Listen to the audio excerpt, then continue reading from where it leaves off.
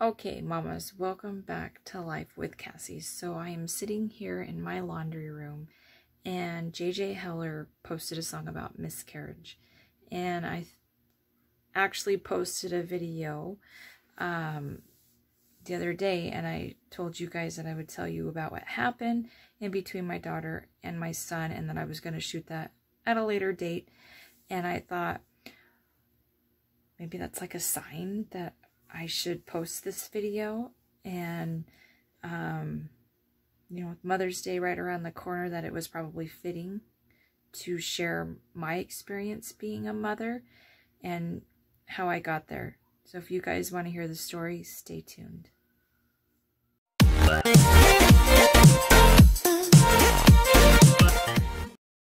Hey guys, welcome back. So JJ Heller is a Christian singer that I follow and love. I mean, her music and how she's able to sing those lyrics and perform how she does is absolutely amazing. But I was on Facebook or not Facebook, I was on YouTube, and a notification popped up that she had a video about miscarriage. And I posted my wedding video talking about the gap between my daughter and my son, and that I was going to post that. So I don't know if that was just like a sign to tell me that I need to shoot this video and this is the right time to do that. It feels right, especially with Mother's Day being today. I say today as I shoot this a couple days before, but I post it today on Mother's Day for you guys to enjoy. Being a mom is hard and fun and stressful and loving and phenomenal and all the words. I mean, you could have millions of words to describe motherhood. You're tired a lot. You're happy a lot. You're crazy. I mean, it's all there.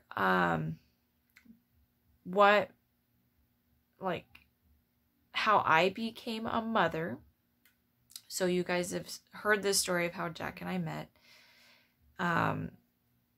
We got pregnant with our daughter in 2004, and we had her in 2005, and I became a mother for the first time. I actually never held a baby until her, that I remember. I didn't have a clue what I was doing, and I was learning as I was going. And her and I were on an adventure pretty much, and life was good and crazy and all the good stuff. And I got to stay home with her, and I worked a little bit here and there, but pretty much a stay-at-home mom for majority of that time. And even now I'm still a stay-at-home mom. I had Marty in 2005, and we got an IUD put in that didn't have any of the hormones in it, so I could breastfeed. And we thought, it's a 10-year IUD. We're not going to have it in for that long. You know, we're probably going to have more kids. I wanted 4. That was always my number. And so let's just fast forward through the years. I worked at her school. So I was working. I was a full-time student. We hit the 10-year mark with the IUD, and I was having some problems with periods and my legs and whatnot. And I was pretty sure that it was the IUD. So I finally went in and got it removed, and it was super easy. I didn't have any problems. Like after that, everything, once that thing was out, was just, I felt so much better. And we had talked about it, and we were like, well, if we get pregnant, we get pregnant. Jack's a planner. I'm kind of like, well, if it happens, it happens, and we'll figure it out. And he's the opposite. So anyways, we ended up getting pregnant, and we were super excited. And I was working at the time, and I had told people I worked with. I was a paraeducator in kindergarten, so I had told the kindergartners, because I never thought that anything would happen, and I just assumed that we were going to have a baby. Everything was going to be fine. And when I hit I'm trying to get the date on it because I wrote some stuff down when all that happened, because it was my way of honoring that baby. So it was November 13th of 2014 when we miscarried our second child. And they think I was closer to 7 weeks, but they said in between 5 and 7 weeks. And I was spotting and hurting. And I remember going to the hospital 2 times. And the second time was like the real deal. Everything was happening. What happened with the second one, when I went into the hospital the second time, because we'd gone twice, I remember going in, I was hurting really, really bad. And they put us in a room, and I remember there was a bathroom across the way because there was no bathroom in the room we were in the emergency room. And I remember I went in there and it was dirty, so I asked the lady if she could get somebody to clean it, and she did. And I was hurting really, really bad. They were waiting for the doctor because the first visit I had a ultrasound done, and they had sent me home. And then when we went back in the second time, so I was hurting really bad. I went into the bathroom, and I remember sitting on the toilet, hurting really bad, bleeding. And when I got up from the toilet, I saw something in the toilet that resembled to me a fetus.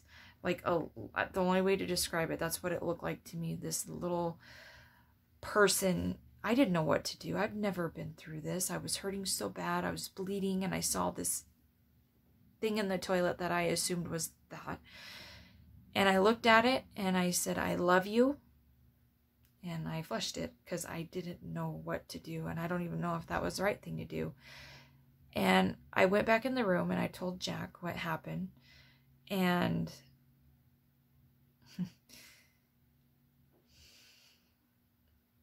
the nurse came in with ibuprofen. And they only do that after the doctor has come in to confirm that it was a miscarriage.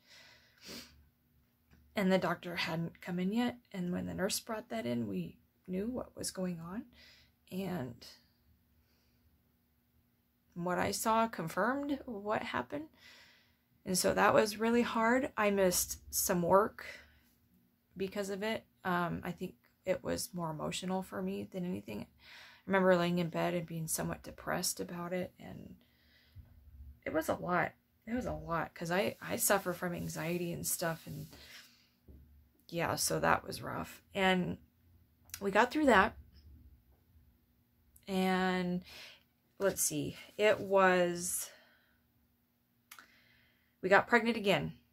And so there was a pretty good gap in between because they wanted us to wait and heal and all that. And so I remember going on a trip that summer of 2015. We went to Disneyland. We played in the ocean in California.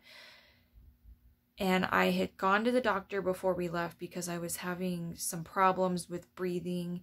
And I didn't know what was going on. And they said, yes, something is going on. So they sent me, we did blood work. And I had some like other tests that were ordered to figure out what was going on. So we got back from the trip. We had a wedding. And then I went back to work because you're off in the summertime when you're a paraeducator, when the kids are off. And so when I went back to work, it was literally that day I went back to work and we had gotten back from the trip and did all that stuff. And I got a call from the doctor and they said, "You are pregnant." But I was spotting during the trip, so I assumed I was on my period. And I had been spotting for a while, a couple of weeks, and I didn't know what was going on. And so I told the lady on the phone, I said, "Okay, well, this is happening." And not even this, it was a day after she called me. I woke up and I had blood everywhere. And so I called the doctor and they said to go to the emergency room, and I did. We went in there. They didn't give me an ultrasound. They thought I was miscarrying again, so they sent me home. They said I was probably closer to 5 weeks with that pregnancy.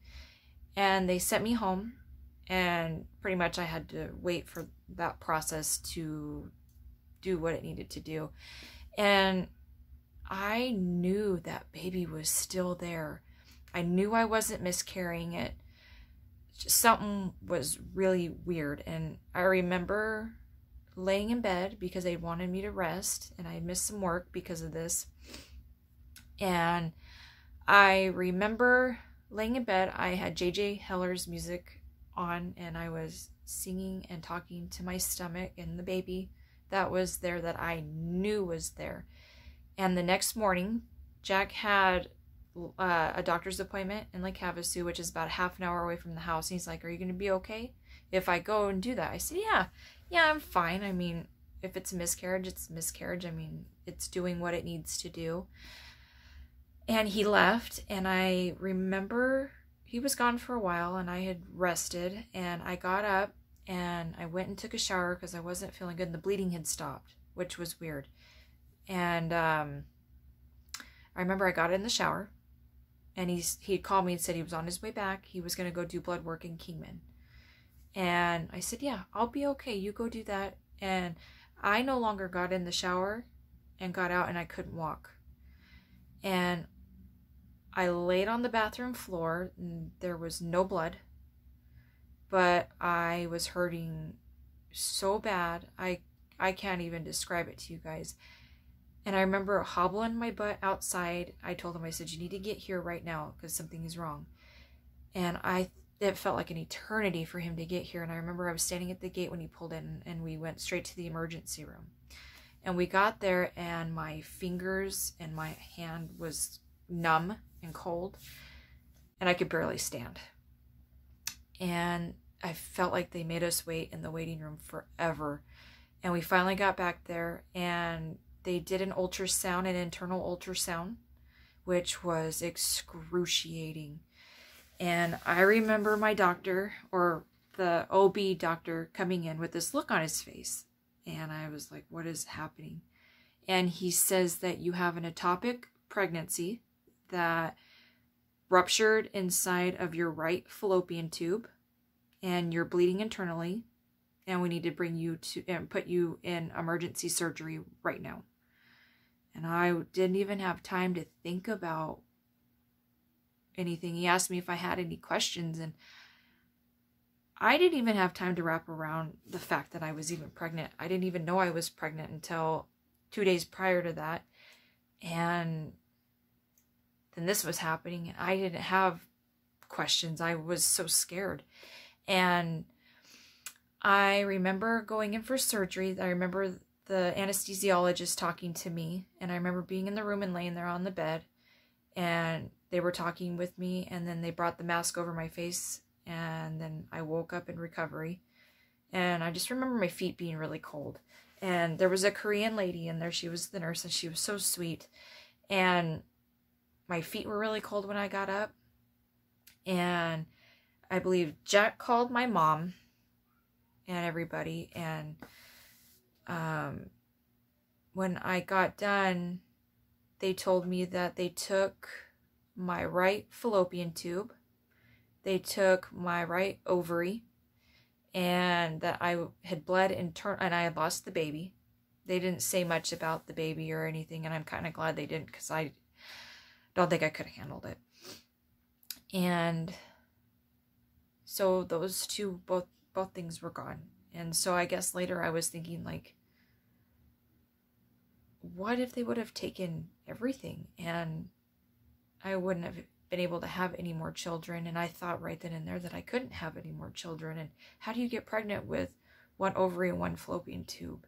And all this, and all this stuff that was going on. And I was out of work longer with that one for a really long time.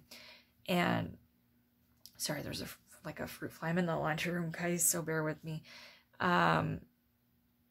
Yeah, that one was rough. And that one was November 13th of 14. No, I'm sorry. That was the second one. So it was July 29th of 2015 when we had the ectopic. And so we got pregnant with Jack. And I actually didn't write that down like I thought I did. So anyways, little man, I remember getting pregnant with him, and I took the pregnancy test. I met Jack in town, and we went to go eat Chipotle. And I put the pregnancy test for him and Marty in a grocery or a lunch bag and gave it to him. Jack didn't even open it because he knew what it was. And he was, I'm sure we were both worried, and trying to be excited was hard. And so Marty opened it. She was super excited. Oh, and that was the one thing I forgot. We had told Marty with the second one that we miscarried. We had done a big sister t-shirt that I made and made a big deal about it. And so that was hard.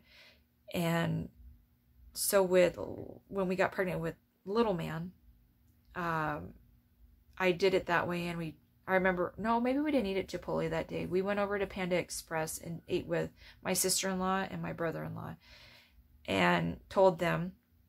And that was pretty much, I think I told my mom, but I don't really remember, guys. It seemed like forever ago. And so Jack was born January 4th, 2017.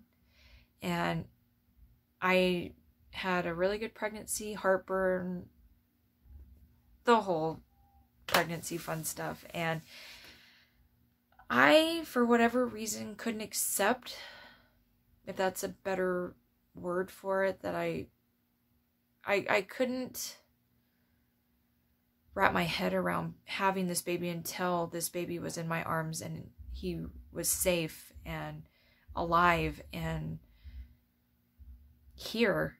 And I couldn't get myself, I mean, I was excited, don't get me wrong, but I wasn't for certain that this little person inside of me was going to be here with us. And the day he was born and they put him in my arms, I remember being so relieved and so happy, and I just couldn't let him go. And I held him and I loved him, and there's a bond between him and I that I can't even explain. And that's how I became a mother. So I know with Mother's Day being today and all of us trying to celebrate it through COVID-19, coronavirus, and being, us moms are 24/7 right now, and that's just how it's going for us. And I'm hoping that moms can do curbside takeout and eat on paper plates and keep your kitchens clean, and have your husbands and children that are old enough to help and give you some time, much needed time, to rest, relax, and take in this day and why we get to have a Mother's Day, and the moms that don't get to have a Mother's Day, but are moms in different ways. So one day I'll meet the two that are no longer here, that I didn't get to hold. But I did get to experience stuff with them that no one, even Jack, doesn't understand it. And we'll see him again. But I want everybody to have, every mom out there to have the best Mother's Day, and cut yourself some slack. Things don't have to be perfect. I mean, I'm filming in my laundry room because that's how it's going. It's either that or go sit in my car, and there's better lighting in here because it's literally like 9:30 at night. So, yeah. Happy Mother's Day. Don't forget to like, subscribe, and share. Leave me a comment. Let me know how you guys became a mother. I would love to hear your story. Check out JJ Heller's new song. She posted it. It was her and her husband David. It was a live. And it was beautiful. It was beautiful, and it inspired me to make this video and to put my story out there. So I know it was long, but it's how I became a mother. And watching my daughter, who's almost 15, and my son, who's 3, and I'm home right now with them, and we're doing 24/7 being with each other and it's got its ups and downs, but I wouldn't change it for the world. And just enjoy them while you have them, because Marty she finished off her freshman year through homeschool and Google Classroom, and hopefully they go back for their sophomore year, and Jackie will start preschool and things will get back to normal for them. But these are crucial years for Marty here, and you know, I don't know what the future holds for her. She talks about going to college, and that's going to be crazy. So we're just trying to enjoy the years that we have left with her, and now with little man in school, and if we try to plan a vacation, we're all going to have to get on schedules and make it work. But yeah, it's an adventure for sure. Okay, I'm rambling. I hope you guys enjoyed the video. Thank you for listening to my story, and I will catch you all later. Happy Mother's Day.